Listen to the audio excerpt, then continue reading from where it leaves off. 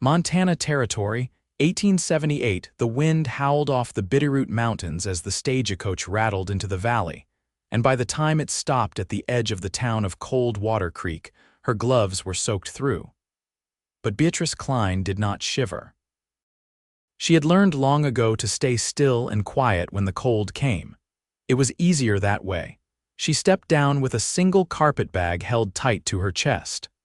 Her dark green dress was plain and worn at the hem, her boots scuffed from the miles she had walked before catching the stage. Her wide-brimmed hat shadowed the sharp set of her jaw and the flicker of fear in her eyes. She was 24 and had been on the run for nearly 3 years. The town was small, just a livery, a mercantile, a saloon, and a church with a graveyard out back. The people who glanced her way did not ask questions. That was why she had come here. Beatrice crossed the street toward the posting board outside the mercantile, her boots crunching in the half-frozen mud. A single notice flapped in the wind. Help wanted, cook and housekeeper. Coldwater Ranch, 6 miles west. Ask for Dawson Weller. She traced the name with her gloved fingers, then looked out past the town toward the hills. She needed work. She needed quiet. She needed a place where no one knew the name Kline or the story that came with it, so she walked. By the time she reached the ranch, her legs ached and the sun had slipped low, casting gold and blue across the snowbanks. The house was simple 2 stories, smoke curling from the chimney. A barn stood off to the right, fenced pasture behind it. She knocked once on the door, gripping her bag like it might fly away. It was opened by a tall man with sunburned skin and eyes the color of dark river stone. He looked to be in his early 30s, clean-shaven, broad-shouldered, with a quiet steadiness in the way he stood. His shirt sleeves were rolled to his elbows, hands still dusted with wood shavings. "I saw your notice," Beatrice said. "I can cook, clean, I do not ask much." He looked at her for a long moment, then he opened the door wider. "I am Dawson Weller," he said. "Come in." The warmth of the fire inside stung her cheeks. She took off her gloves but kept her coat on. Dawson nodded toward the kitchen.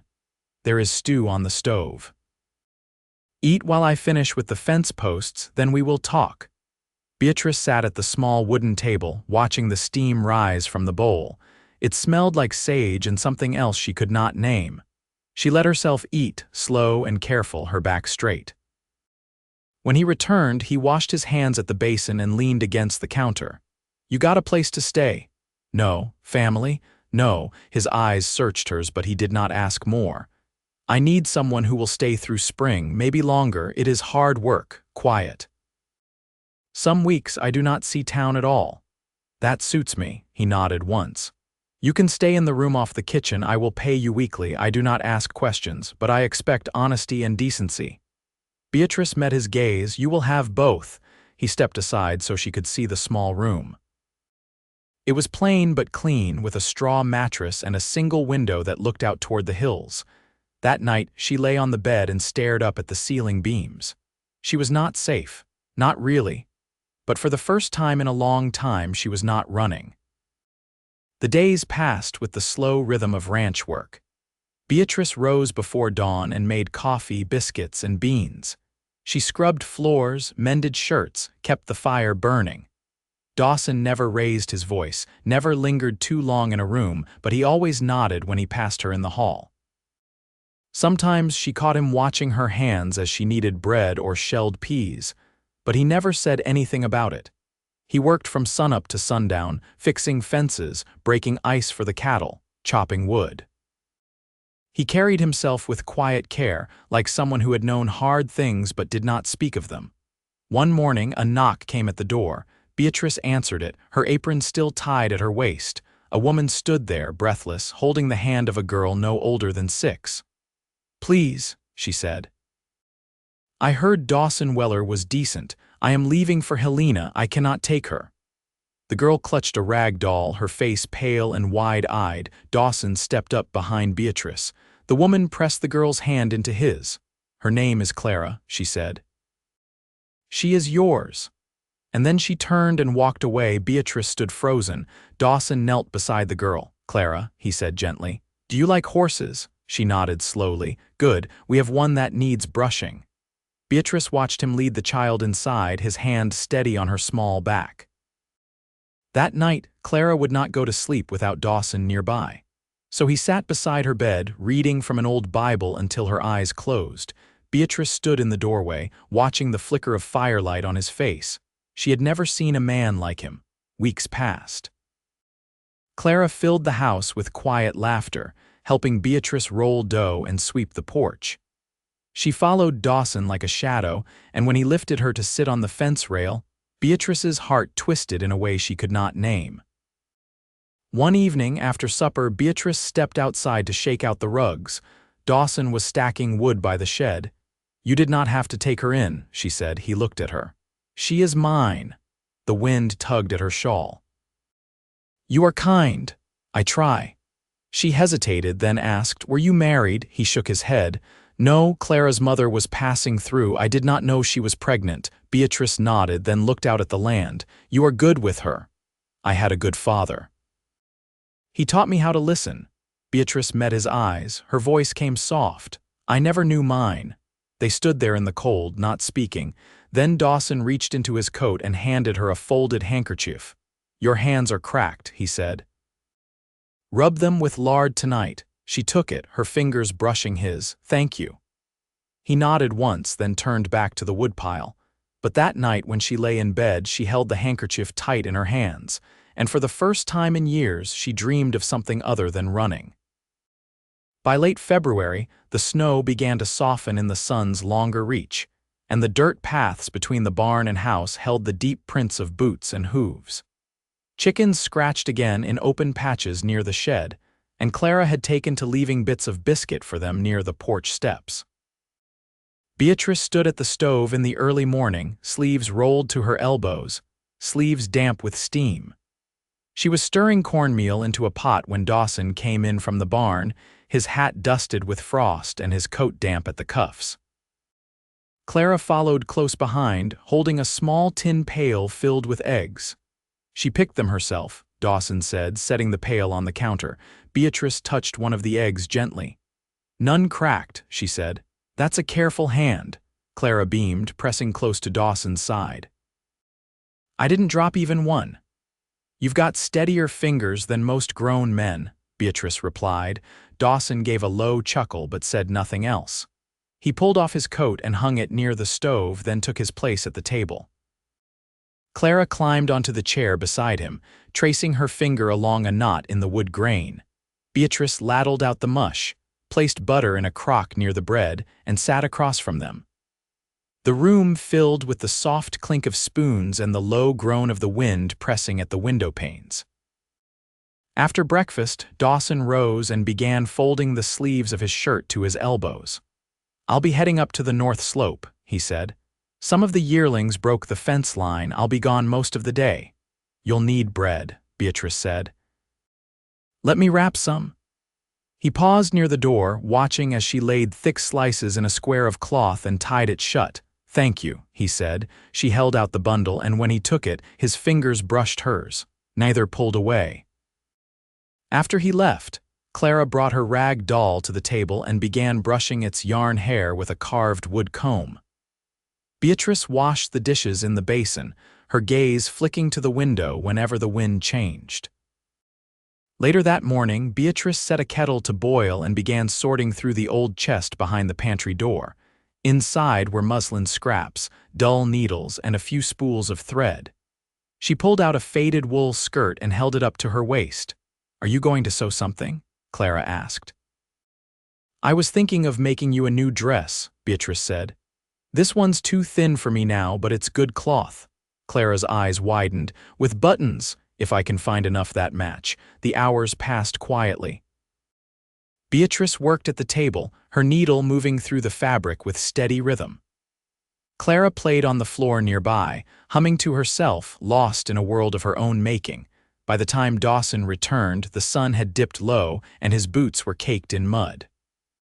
He looked tired, but his eyes brightened when he saw the fire crackling and Clara asleep in the rocking chair with her doll tucked under her chin. "She waited as long as she could," Beatrice said, rising to take his coat. He handed it to her, then sat on the hearth to pull off his boots. "Fence is patched, lost one calf to the creek, nothing to be done." Beatrice nodded. She poured hot water into the basin and reached for a clean towel. "You want coffee?" He glanced up, surprised. "If there's some going." She poured 2 cups and brought them to the table. The lamplight caught the curve of her jaw as she sat down across from him. For a while they said nothing, just sipped in silence. Then Dawson set his cup down and leaned back slightly. "You always know what to do," he said. She looked up. "I only do what's needed." "No," he said. "You see what's coming, you move toward it, that's different." She took a long breath. "I had to learn to notice things, when to speak, when not to."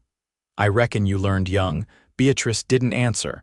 She folded her hands in her lap and stared down at them. Dawson's voice dropped. "You don't have to tell me anything you don't want to." "I left Missouri in '75, she said, her voice quiet but steady. "My brother got into trouble, I tried to fix it, made it worse, someone died. I wasn't the one who pulled the trigger, but I was close enough it didn't matter." She didn't look at him, but she could feel the air change between them. "I kept running, changed names, took whatever work I could find. I thought if I stayed moving, I might outrun the rest of it." Dawson didn't speak right away. When he did, his voice was low. "You're not running anymore." She looked at him then. "Am I not?" He met her gaze. "No, you're here, you're steady." "That counts for something." Beatrice swallowed against the tightness in her throat. "I didn't expect kindness here." "I didn't expect you," he said. They sat in the hush of the firelight, the only sound Clara's soft breathing as she shifted in the chair. Dawson stood and lifted the girl gently, carrying her to her bed. When he came back, Beatrice was still at the table, her hands wrapped around the cooling cup. He stood beside her, the silence stretching warm between them. "You don't have to be alone in this," he said. She looked up, and for the first time her eyes didn't hold fear. "I don't know how not to be," she whispered. "We'll learn it slow," he said. "Together." She didn't answer, but she didn't look away either. And when he reached out, she let him take her hand, just for a moment, before the fire burned down low and the night settled in for good. The first hard thaw came with a warm wind out of the south, loosening the creek ice and coaxing the scent of wet earth from beneath the snow. The days stretched longer, and the sound of dripping filled the quiet between chores. Beatrice stood by the open barn doors, brushing Clara's hair as the girl sat on the feed barrel, legs swinging. The scent of hay and old leather hung in the air, and from somewhere deeper in the barn came the rhythmic thud of Dawson's hammer. He was fitting new iron to the gate hinges, the old ones having rusted clean through. "You've got a tangle," Beatrice murmured, easing the comb through a stubborn knot. "I don't mind," Clara said. "Pa says it's good to be tough about little hurts." Beatrice paused, the comb resting in her hand. "He's not wrong," she said softly, "but it's all right to want gentleness too." Clara tilted her head back. "You talk different than folks in town." Beatrice smiled faintly. "I'm not from here." "I know. Pa says you came a long way." Beatrice met her gaze in the reflection of a dusty barn window. "I did." When Dawson emerged, wiping his hands on a strip of cloth, Clara hopped down and ran to him, arms around his middle. He ruffled her hair absently but looked toward Beatrice. "Creek's about to spill over the eastern fence line," he said. "I'll need to dig a channel." "Won't be back till dusk. Clara and I can bring dinner out," Beatrice offered, setting the comb aside. He paused, then nodded. "I'll be halfway between the cottonwoods and the gulch. You'll see the tools laid out." By the time the sun touched the tops of the trees, Beatrice had packed bread, smoked ham, and a tin of boiled potatoes into a wrapped bundle. Clara carried the lantern, her boots sinking into the softening soil as they made their way past the pasture. They found him kneeling in the trench, shirt damp with sweat despite the chill. He looked up when Clara called his name and stood, brushing dirt from his knees. Beatrice spread the cloth on a dry patch of ground, and the three of them sat close, steam rising from the tin. "You did all this in one day?" Beatrice asked, glancing at the narrow channel. He chewed a bite before answering. "Water cuts fast when you help it, just needed clearing." Clara leaned into his side. I helped too. I carried the little rocks. You did more than that, Dawson said, glancing down at her. You kept me going. Beatrice watched him, noting the faint lines at the corners of his eyes when he smiled. They hadn't been there in the beginning, or perhaps they had only softened now. After they ate, Dawson walked Clara back to the house while Beatrice stayed to gather the dishes. The sky had gone lavender, a few early stars peeking through the thinning clouds. She took her time walking back, the lantern swinging at her side. When she reached the porch, Dawson was there, arms crossed, eyes on the horizon. She's asleep already, he said. Didn't even finish her storybook. She worked hard. She did. He stepped aside as she climbed the steps, and they stood together beneath the eaves, the silence deeper than usual. My mother was a midwife, he said at last. She used to say quiet didn't mean empty, just meant something was growing underneath. Beatrice looked at him. Did she pass? He nodded. Few winters back, Pa before that, I stayed on because this place was theirs. Didn't feel right leaving it hollow. And now, he met her eyes. Now it doesn't feel hollow at all. The wind tugged at her braid, loosening a strand across her cheek. She didn't brush it away. I never imagined stillness could feel safe, she said. It can. They stood close, almost touching, the distance between them no longer heavy but waiting. Beatrice turned toward the door, then paused, her hand on the latch. I'd like to teach Clara her letters, she said. She's ready. He nodded once. She'd like that. She opened the door, then looked back. So would I. Dawson's eyes didn't leave hers. Then we'll make time. Inside, the fire still held heat, and Clara stirred lightly in her sleep. Beatrice moved quietly through the kitchen, setting the dishes aside, her motions slow, thoughtful. Later that night, when the wind rose again and rattled the shutters, she lay wakeful in her bed, not from worry but from the unfamiliar ache of hope. Not sharp but steady. Something real and growing quietly beneath the surface. By mid-March, the cottonwoods along the creek had begun to bud, their branches tipped with pale green. The first crocuses pushed through the thawed soil near the fence line, and the ranch stirred with a quiet energy that made everything feel new again. Dawson returned from a trip to town with flour, salt pork, and a worn slate tucked beneath his coat. He set it on the table without a word while Beatrice was peeling apples, and Clara let out a gasp as she ran her fingers over the smooth surface. I figured she'd need something to write on, Dawson said, easing into the chair beside them. Beatrice looked at the slate, then at him. That was thoughtful. I figured it might be time to start thinking ahead, he said, not quite meeting her eyes. Clara practiced her letters every morning after chores, her tongue caught between her teeth as Beatrice guided her hand. They worked in the light spilling through the window beside the stove, the scent of simmering soup rising around them as the snow melted off the porch roof in fat drops. One afternoon, Dawson returned early from checking the upper pasture, his brow shadowed. Beatrice noticed the way he glanced north as he stepped down from the saddle. Something wrong? She asked, setting her stitching aside. Found fresh prints along the fence, he said. Not cattle, 2 men, maybe 3. Came out of the trees, crossed the lower field, then turned back the way they came. She didn't ask the questions burning in her chest. Instead, she stood and fetched the kettle. You think they'll return, could have been trappers, he said. But they weren't carrying pelts. He took the cup from her hands and looked over the rim at her. I'll keep watch tonight, just in case, she nodded, her gaze steady. I'll leave the lantern lit. That night, after Clara was asleep, Beatrice stepped out onto the porch. The wind had shifted again, colder now, carrying the scent of pine. Dawson stood near the corral, rifle cradled loosely in his arms, eyes fixed on the dark edge of trees. She walked out to him, wrapping her shawl tighter. You shouldn't be out here alone this late, he glanced at her. I've been alone longer than I like to admit. She stood beside him in the hush, the only sound the creak of tree limbs in the breeze. I used to think loneliness was something you just lived with, she said. A kind of debt you paid for surviving. Dawson didn't look away from the trees.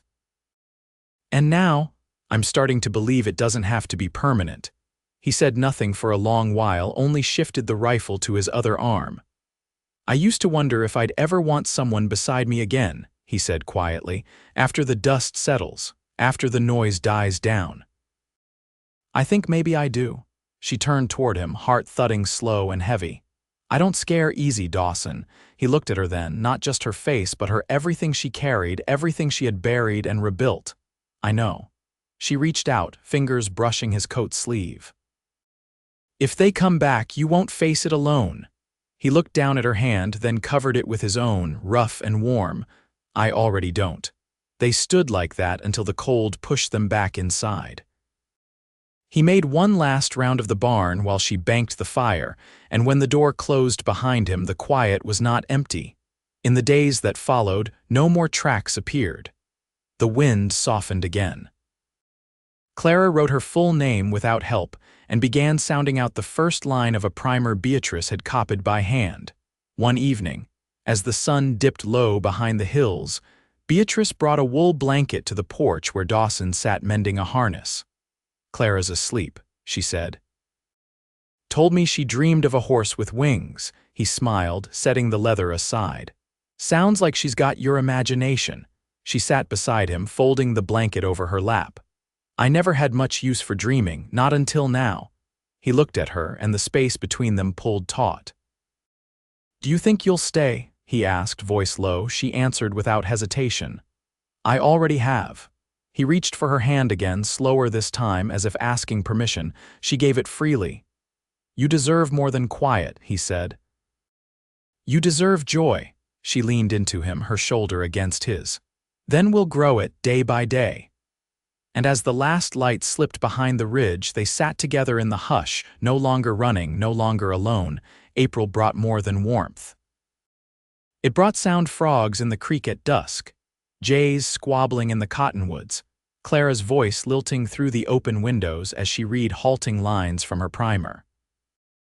The land was greening fast, and Dawson built a new pen for the spring calves, while Beatrice began stitching lighter dresses from the bolt of calico Dawson had brought back from Helena without comment. A letter arrived one afternoon, hand-delivered by a weather-worn rider passing through from the east. Beatrice accepted it without expression, but her fingers trembled once the door had closed behind her. The paper was creased and smudged, the ink faded near the folds. She read it alone in the quiet of the kitchen, her lips tightening as she reached the end. Later she found Dawson near the paddock, his sleeves rolled, forearms streaked with sawdust. He looked up as she approached. "My brother's dead," she said. He straightened slowly. "Was it expected?" "No," she said. "But not surprising either. He was in Kansas City. Took a job with a freight company. The letter came from a foreman there, said he got in a fight at a loading dock, broke his skull." Dawson didn't speak. She watched the wind lift a curl of hair from his temple. "I don't know what I'm supposed to feel," she said. "He made most of my life harder, but he's the reason I left, and I think I've been waiting for some kind of ending." "You're allowed to feel more than one thing," he said. "Grief doesn't always come clean." She nodded, slow and thoughtful. "I don't need to run anymore. There's no one else left who knows what happened back then, no one alive who'd care to chase it." "You're free," he said. Beatrice looked at him. "Yes, I think I finally am." That night, Clara asked if they could sleep with the windows open. The air was soft, and the scent of damp grass drifted in. Dawson carried her to her bed after she nodded off against his side, her hand still tangled in the hem of his shirt. Beatrice stood in the doorway, arms folded, watching how gently he laid her down. He glanced up. "You still thinking about Kansas?" "No," she said. "I'm thinking about planting beans." He smiled, slow and quiet. "I cleared a spot west of the barn, gets good sun." "I saw," she said. "You haven't asked me to stay." "I figured you knew." She stepped into the room and reached for his hand. "I want to hear it." He didn't hesitate. "Stay, Beatrice, stay with me, with Clara, stay for every spring after this one." Her eyes shone, but she didn't cry. "I will." They stood in the hush of the small room, her hand still in his, the window behind them open to the night. Outside, the frogs sang steadily, and the wind carried the promise of a season just beginning by early June. The house smelled of lilac and fresh bread. Clara caught her first fish with Dawson beside the creek bank, and Beatrice planted rows of sweet peas along the fence, their vines already climbing. One Sunday, just after midday, Reverend Hobbs from town arrived with his wife and a basket of dried apple hand pies. Dawson had asked him to come the week before, and Beatrice had sewn herself a new dress in soft gray with a narrow green ribbon at the waist. They were married beneath the cottonwoods, Dawson in his best shirt, Clara holding a handful of wildflowers and trying not to fidget. The vows were brief, the words plain and unadorned. But when Dawson took Beatrice's hands in his voice was steady and her eyes didn't leave his. Afterward, they ate on the porch. The Reverend's wife brought pickled beets and sang an old hymn with Clara while Dawson and Beatrice sat on the steps, her head resting against his shoulder. That night, with Clara asleep and the house quiet again, Dawson lit a single lantern near the bed. Beatrice stood beside him with her hair down, watching the flame flicker in the glass. "I've never belonged anywhere," she said. "You do now." He touched her cheek, fingers light and reverent. "You're not just welcome here. You're wanted." She leaned into him, their foreheads touching, the warmth between them steady as the flame. Years passed and the ranch grew. They built a second barn, added 2 more rooms to the house. Clara learned to ride, then to shoot, then to read faster than either of them could keep up. She called Beatrice Ma by her own choice one winter morning without warning, and Beatrice held it close like a precious stone. Nothing came for them from the past. No letters, no men, no fear, just seasons, each one deeper, richer than the last. And each night when the wind moved through the cottonwoods and the fire burned low, Dawson and Beatrice lay side by side, hands clasped beneath the quilt, hearts steady. They had found what the world rarely gave, peace earned and kept, together.